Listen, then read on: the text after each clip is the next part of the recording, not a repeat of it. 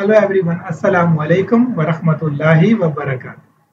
So in this video, we will discuss about some terminologies you can say, या आप कह सकते हैं कि वेक्टर्स को किस तरह रिप्रेजेंट किया जाता है, डिफरेंट टाइप्स के वेक्टर्स किस तरह के होते हैं। तो हम आगे बढ़ते हैं और उसको देखते हैं। So let's start. So we have seen a vector has two things, which is magnitude and direction. और वेक्टर को किस तरह रिप्रेजेंट किया जाता है? We represent vector by headed arrow. ये जो आप लाइन देख रहे हैं, इसके जरिए वेक्टर्स को रिप्रेजेंट किया जाता है। और इसको हम कह सकते हैं this is vector A B, या इसे हम ये भी कह सकते हैं कि दिस इज वेक्टर बी। तो देखिए मैंने बी लिखा हुआ है, उसके ऊपर एक छोटा सा एरो बनाया, तो मुझे अंदाजा हो जाएगा दिस इज वेक्टर बी। और अगर मैं ए बी लिखूंगा तो उसके ऊपर भी एरो बनाऊंगा, A B is this is vector A B. So vector को इस तरह रिप्रेजेंट किया जाता है।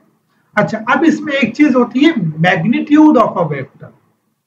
Vector is itself magnitude and direction, लेकिन किसी भी वेक्टर का अगर आप अलग मैग्नीट्यूड मालूम कर रहे हैं तो वो सिंपल एक स्केलर क्वांटिटी हो, और वो हम देखिए मॉड्यूलस, इसको मॉड्यूलस भी कहते हैं। इस तरह हम लिखते हैं तो उस वेक्टर का मैग्नीट्यूड होगा, यानी कि डिस्टेंस होगा सिर्फ उसका। That's all. नाउ अब उसके बाद इक्वल वेक्टर्स, वो क्या होते हैं? Simply A B is vector है, बिल्कुल ऐसा ही vector with the same magnitude and same direction. आपके पास सी डी वेक्टर है और it is also the vector U. So these are two equal vectors. याद रखिए, same magnitude same direction. Now negative of a vector, कोई vector है उसका negative vector क्या होगा? सिंपली इसका ऑपोजिट। That's all. अब इसमें क्या है कि ये ऑपोजिट वेक्टर है, so that would be the negative of a vector. अब इसमें मैग्नीट्यूड सेम है लेकिन डायरेक्शन सेम है। मैग्नीट्यूड सेम होगा क्योंकि वो एक स्केलर क्वांटिटी है, सो this is a negative of a vector.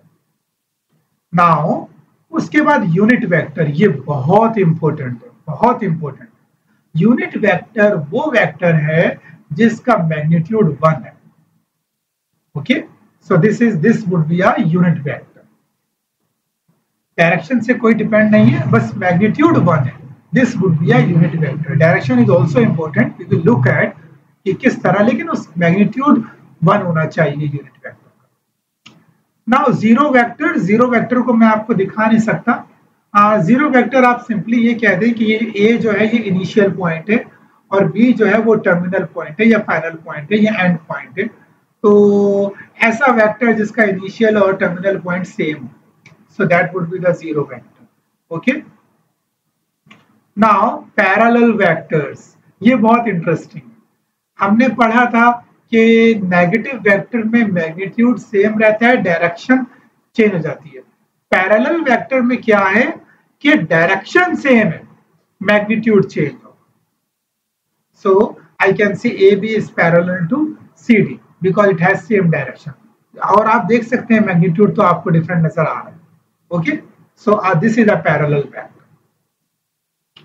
Now the most important position vector.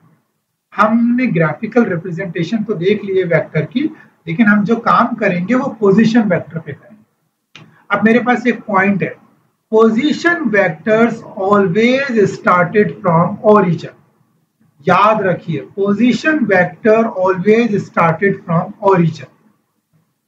सो अगर मुझे पॉइंट पी को एज अ वेक्टर रिप्रेजेंट करना है, so that would be O. ये ओरिजिन, इसका स्टार्टिंग पॉइंट या इसका स्टार्टिंग पॉइंट, इनिशियल पॉइंट हमेशा ओरिजिन हो। So this is O, this is a position vector. I hope you have understood this terminologies. Inshallah, in the next video, we will look at some more terminologies according to the position vectors. We'll look at how to add and subtract vectors. So, best of luck and be connected. Allah Hafiz.